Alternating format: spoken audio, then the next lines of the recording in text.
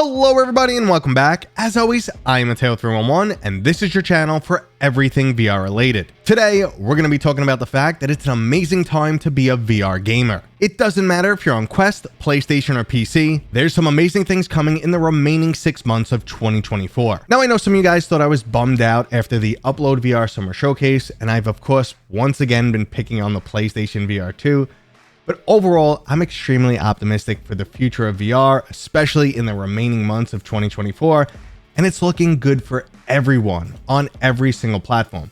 So today, we're breaking that down. There are, of course, links and timestamps if you want to skip ahead, but we're going to go through my overall hype level, what I'm excited about, and let's just get started with the PC adapter for the PlayStation VR2. Now, I've stated multiple times in the past that I'm not expecting this to have much of an impact on the overall VR industry. The limiting factor for those who want to get into PCVR has always been the computer itself, and not really the price of the headset, especially when we already have fairly cheap alternatives available from Pico and Meta. So as much as I do wish this would be some sort of new boom for PCVR, or even get Sony and Valve working more closely together, which would be an ideal situation. We could get higher end games that go across multiple platforms that make them more viable for developers, and they don't have to have the limiting factor of the Quest standalone hardware.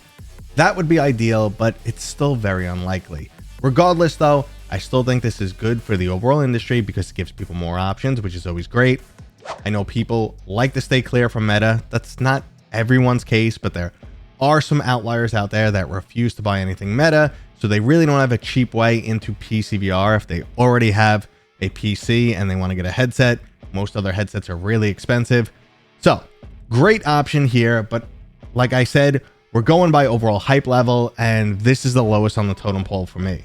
Now, in terms of the PlayStation VR2 overall, I know myself and many others have been putting this headset down, but what I've tried to make abundantly clear, that's not because of the hardware or the games that it currently has. I expected more of a push from Sony.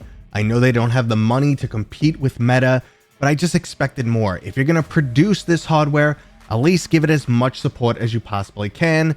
I understand the economics behind it. It's really not viable for them. It's not their best course of action. So I get it overall. What I'm saying is I was just a bit disappointed. It didn't fulfill my wishes, and the sales matched that.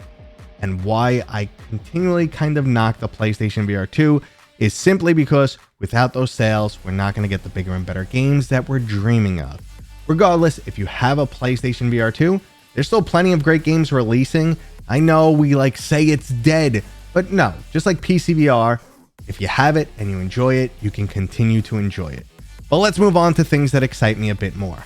For this one, we are jumping into rumor/leak territory, but the fact that Meta still appears to be working on PCVR game streaming after the original leak from 2 years ago shows that this project might actually be viable. Now, I'm not going to spend too much time on this specific topic, one, because I just recently covered it in Monday's news, and additionally, we're still in leak rumor territory, and historically, I've just been quite skeptical of game streaming. It's even harder to pull off for VR games than flat games, and flat games still don't do it perfect just yet after years and years and years of trying.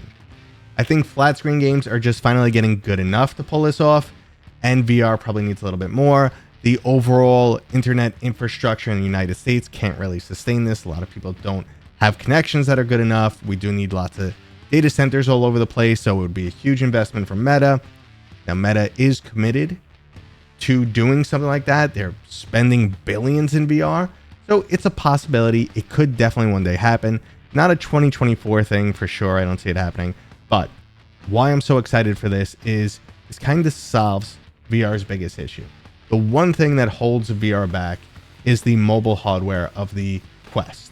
PCVR is amazing, but it's just too much upfront cost for people to get into. So you talk about, headsets that are $500 more, a PC that's over $1,000. It's just way too much of an investment. And unless you're already in the PC world and super interested in technology, you just really don't get into PCVR.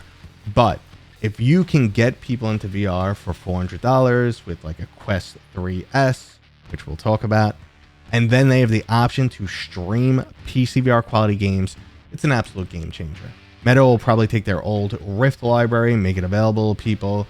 It'll most likely be a subscription service. It would just be, the best possible scenario. You have access to everything. And then, of course, you still have the connection to a home PC, which would be better if you can pull it off. Now, the next item that definitely has me excited is the Meta Quest 3S. Now, this is not rumor territory. Meta has confirmed that they're working on this headset, and I would bet money on the fact that it's going to be announced and be immediately available for purchase at this year's Meta Connect. So that's September. That's only a few months away. Now, if the rumors about the Meta Quest 3S are true, then it's most likely not the headset for me. It's kind of a slimmed down version of the Quest 3. One that gets people into VR for even cheaper. Now that would be great for the overall industry, but not ideal for me. However, I'm super excited because then VR grows. We saw with the low price tag of the Quest 2, it sold like hotcakes. I don't know why hotcakes sell so well, but they do. And so did the Quest 2. So we could see the same potential. So we could see that same potential scenario with the Quest 3 ecosystem. We know that the Quest 2 is dying off. They're not producing them anymore. Stores are going out of stock. And the latest and greatest games will only be available on the Quest 3. So we got to get people to move. And they can't make that transition if it's too costly. So this is a very viable option. Should help VR grow. Remember, the Quest 2 sold 20 plus million units. And I'm hoping they can replicate that or at least come close with the Meta Quest 3S, get people upgraded, and get those awesome games coming. And this brings us to one of the biggest topics, the absolutely amazing games that are dropping in the next few months. Now, I actually did a whole video on just that topic. I'll post the link if you want to go check it out, but it has 13 plus games that are releasing by the end of this year. And honestly, every single one of them looks great. We have titles like Behemoth, which I got the demo of, and trust me, you guys are going to want to play this one. For the puzzle fans, we have Wanderer Fragments of Fate. The original Wanderer was good, but now it's coming out on additional platforms, and they've just made it so much better.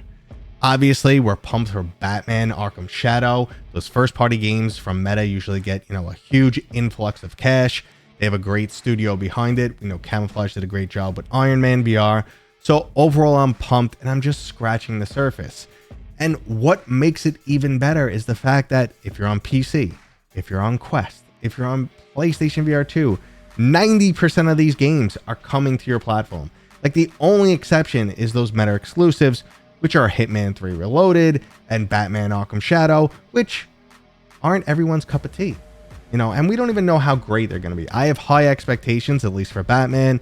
Hitman 3, I'm a little skeptical right now, but overall, everything looks great. Now, I definitely want to hear down in the comments which game you're looking forward to the most, because not only am I curious, but it also helps me prioritize my game coverage. Now, on the topic of games, there's also some amazing things in the works. The fact that Flat to VR is becoming an official studio that's going to work with developers and bring their games into VR in the best possible way with so much experience. We know they've been doing the mods for so long now, and some of the mods are absolutely amazing. They're actually better than some games that have officially been ported, which is mind-blowing. So the fact that they're going into business doing this, as a real job is really exciting. The only reason why I just kind of put it on the back burner for this video is we're really not going to see much from them in 2024. But it's exciting nonetheless. The same situation is with UEVR. It's a great piece of software. It allows you to experience tons of different games in VR, games that you would probably never get to experience. So that's amazing. It gets PC players to try lots of new content, experiment. Same thing for developers. If they were like, I wonder what my game would be like in VR. With a bunch of clicks, they could kind of get a glimpse. Not the full experience, but a glimpse at least, which can pique their interest. And I think that's just going to grow a little bit. Again, not something major change to the VR industry, but just another exciting element for the PC players out there. And finally, what excites me the most is the current commitment level to VR. Meta's already made this very clear. They're spending billions per year, and they said they're going to keep spending more and more until VR basically gets mainstream. The developers that have been in the VR industry for a long time, they're also extremely committed. They know what they're doing. They're not looking for cash grabs or just throwaway games. Some of these established studios are just getting better and better and producing better and better products. That really has me pumped. And then there's you guys. There's the people who watch these videos or just love VR. They're involved in the VR community. They're just so supportive, and they really make it happen. Like, they buy the games, they give so much feedback to the developers. They're actively trying to spread VR to other people. Like I talked about in one of my videos, how like I met a dude at the gym and he has some questions about VR, and I'm like, you're coming over, buddy. We're best friends now. And I threw him in VR and we had a grand old time, and sure enough, he went and bought it. So the community has always been a major aspect of VR for me. Like everyone on Twitter, surprisingly, except for the PlayStation VR2 community that hates me. Besides that, everyone's been really cool. You know, I love working in this industry, and all the developers and studios I've worked with, I get that same feel. Like, people are in this industry not for cash grabs, not, you know, to become famous or anything like that. It's because they really care about it. They care about the product. They love the technology. They want to see it grow. And because of them, it's going to happen. So that was today's video, guys. Let me know what you're most excited about. I'd love to hear it down in the comments. If you enjoyed this, thumbs up. And as always, I'll see you guys on next time.